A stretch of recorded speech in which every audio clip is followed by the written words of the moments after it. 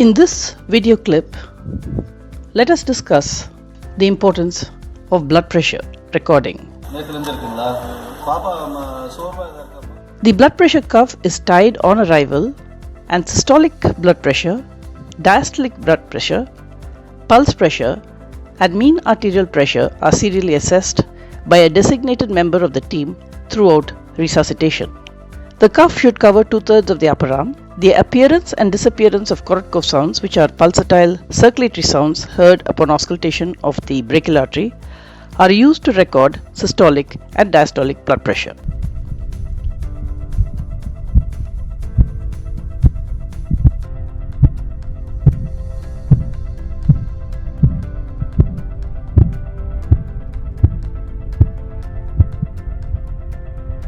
Why is systolic blood pressure useful?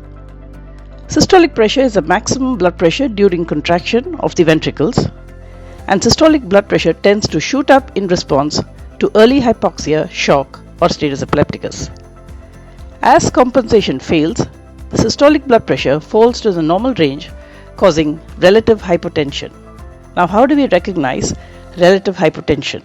In the acutely ill child who is presented with fever, diarrhea, focus of infection, breathlessness, envenomation, or any other symptom, if mom reports a drop in the level of consciousness and the other parts of the triangle are abnormal, you would expect the systolic blood pressure to be high for age, that is compensating. If, on the contrary, the systolic blood pressure for age is within the normal range, consider relative hypotension. In other words, compensation is failing and shock is progressing to cardiac arrest. Documentation of low systolic blood pressure implies that cardiac arrest will occur in minutes. The announcement of low systolic blood pressure for age should activate the CPR alert protocol. However, make sure you're using the right size cuff, since too large a cuff can result in falsely low systolic blood pressure. Vasodilatation is noted in seriously ill children with sepsis or severe hypoxia. It is also the final common pathway of long-lasting and severe shock of any cause. So how do we recognize vasodilatation? This is done by evaluating diastolic pressure. Diastolic pressure, as mentioned earlier, is the minimum pressure recorded just prior to the next contraction. BP 130.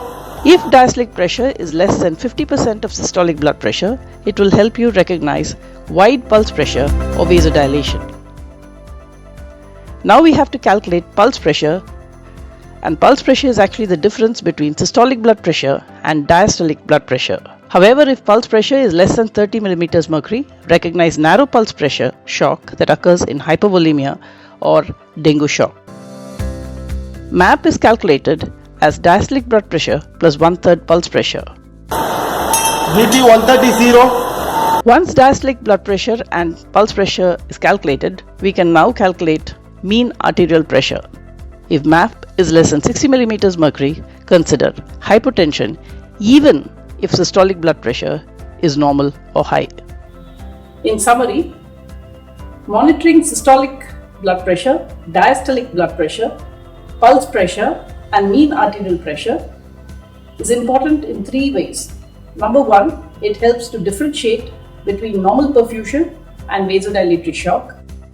Number 2, it helps us to identify low MAP shock despite the fact that systolic blood pressure may be high. Number 3, choose the right inotrope required during resuscitation.